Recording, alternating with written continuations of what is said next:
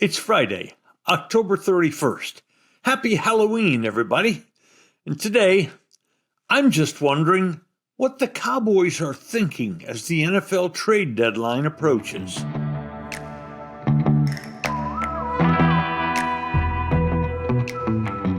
And now, a word from our title sponsor. Eyeing retirement? We aim to turn your nest egg into a paycheck with half the amount you've been led to believe. Fluent Financial combines in-house portfolio design risk management with income-generating investments designed to aid your financial independence. Our goal is to develop an effective portfolio strategy to help you retire sooner and have a better lifestyle. Fluent Financial can also implement a program that allows business owners to install a cash balance plan, which may potentially reduce income tax payments. You've worked hard to become successful. Let us help develop an effective portfolio strategy that works for you. Learn more today about Fluent Financial. Retire sooner, better lifestyle. For more information or to schedule a meeting, visit fluentfinancial.com or call 972-852-4800.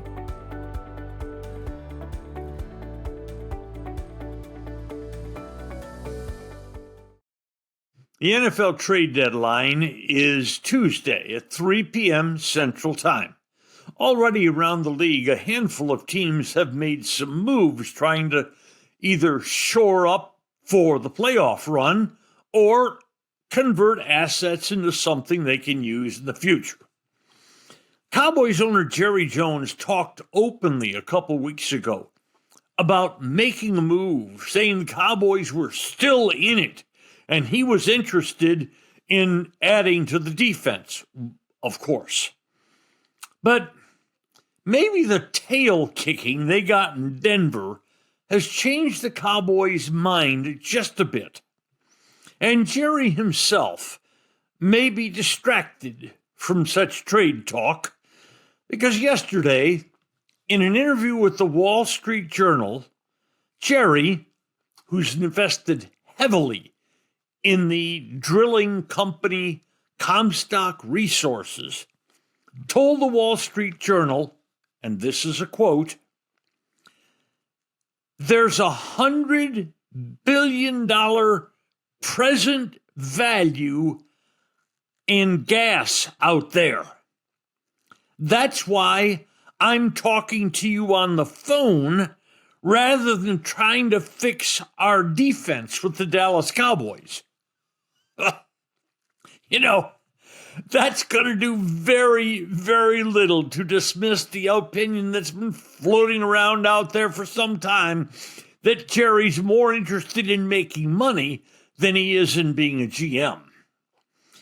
But let's look at this as honestly as possible. The Cowboys' offense is elite. The defense is horrible. Horrible. Could one trade fix that defense?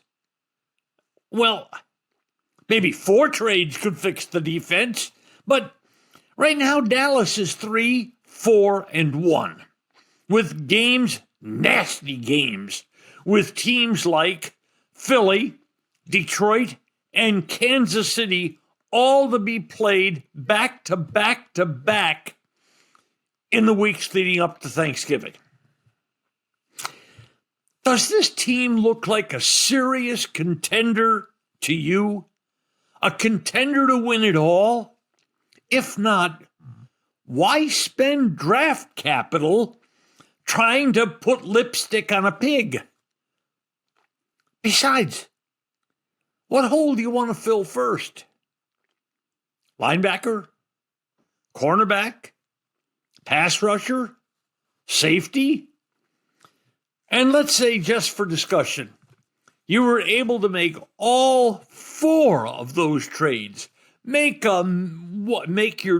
your magic wand and make them all, surrendering a pretty fair amount of future draft picks to do so. Does that make Dallas better than Philly or Detroit or Kansas City or Seattle or the Rams or Buffalo? I could go on. but you get my idea. Wouldn't it be wiser at this point to go the other direction? To trade off assets to some other teams looking to make their run. For instance, defensive end Dante Fowler's having a nice season. Might you get a 5th rounder if you gave back the other team a 7th rounder or a 6th rounder for Fowler? And by the way, he's a free agent after the season. Safety Donovan Wilson's also free. Might you get a 6th rounder if you packaged Wilson and a 7th rounder?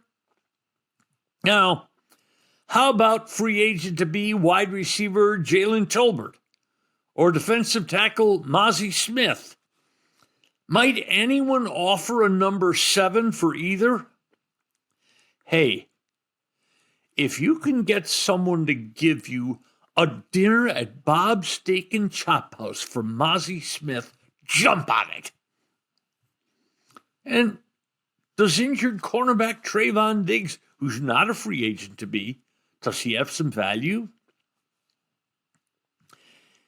Even a solid-looking contender like New England is trading away players that they don't think fits the scheme they play. So, why shouldn't Dallas? If Dallas is going to win a Super Bowl in the next few years, it's not going to be this year. So, why not just do what you can do right now to somewhat brighten the picture with draft capital in the future? Of course, unless the club is distracted by all that money to be made out there in gas. What do you want from your favorite restaurant? Fantastic personal service, a cheery, welcoming, spotless atmosphere, and, of course, great food. The primest of beef, wagyu and lamb, incredibly fresh seafood, lobster, salmon, shrimp, Hall of Fame food from a Hall of Fame restaurant. 2 locations of Bob's Steak and Chop House, the original Bob's on Lemon Avenue, and the gorgeous new Bob's at Craig Ranch, McKinney. My wife Mary is the co-creator of Full Moon Healing Balm, and I guess I'm the reason this terrific cream was developed. A few years ago, I began getting these huge, ugly blood blotches just beneath the skin of my arms and hands. The condition's called senile purpura. And no, you don't have to be senile to experience this embarrassment. It happens as you age. And then to cover it up, we begin wearing long sleeves even when it's hot. It took 2 years working with a New Jersey lab to refine the all-natural ingredients of Full Moon Healing. Gently massage a very small amount into the skin, and within a day, the blotches begin to fade.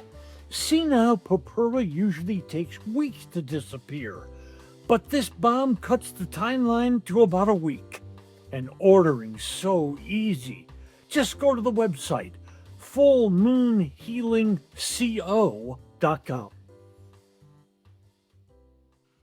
The world of college football just gets crazier and crazier. The enormous money being paid out in NIL and the possibilities offered by the transfer portal have ramped up expectations all over the power conferences. And when you have those expectations, as a coach, you're expected to realize them. And when you don't, the schools then fire you and go looking for their next savior for the program. once thought formidable programs like UCLA, Penn State, Oklahoma State, Arkansas, Florida have all already fired their coaches. That was done just by the middle of October.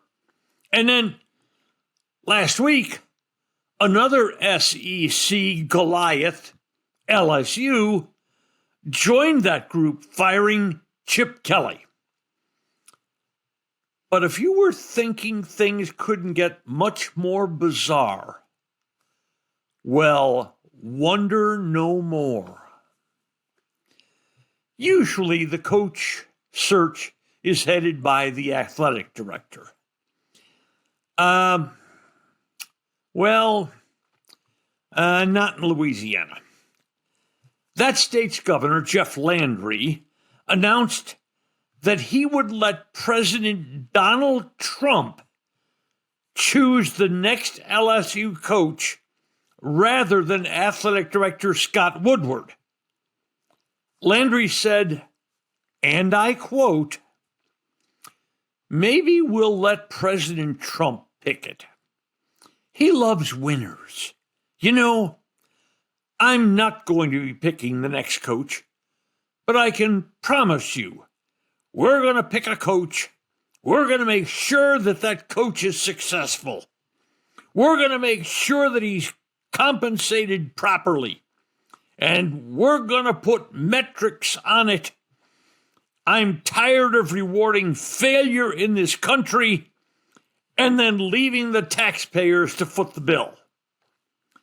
What Governor Landry is referring to there is the fired head coach, Chip Kelly, is owed $54 million still on his contract.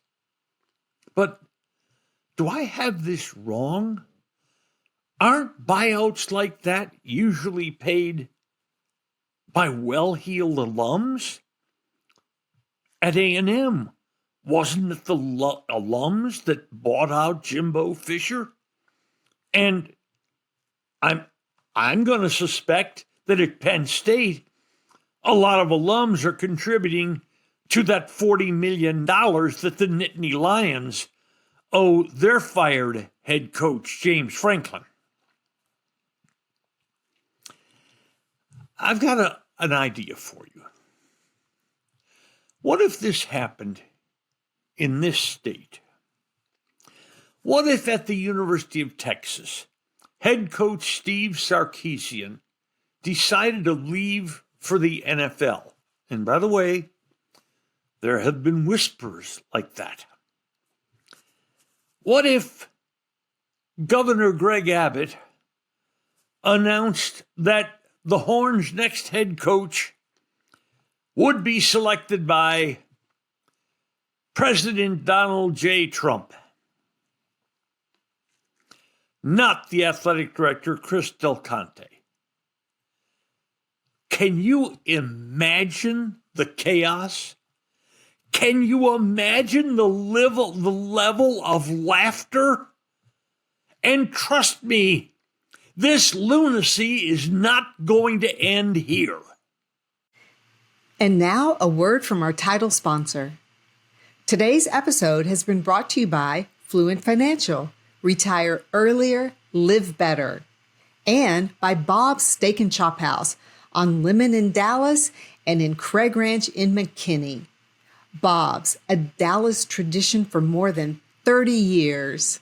If you've enjoyed Just Wondering, please hit follow, and a fresh new episode will land in your mailbox early every Monday, Wednesday, and Friday morning.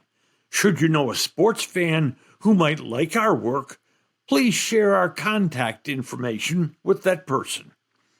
Just Wondering is technically directed by my wife Mary, who is also occasionally a talent on the show. It's produced by Mike Matern, edited and posted by Ashley Bullington. Thanks for listening to today's episode of Just Wondering. I'm Norm Hitzges, and know that every day I'll be just wondering about something. And I'm Mary Hitzges, and I'll just be wondering too.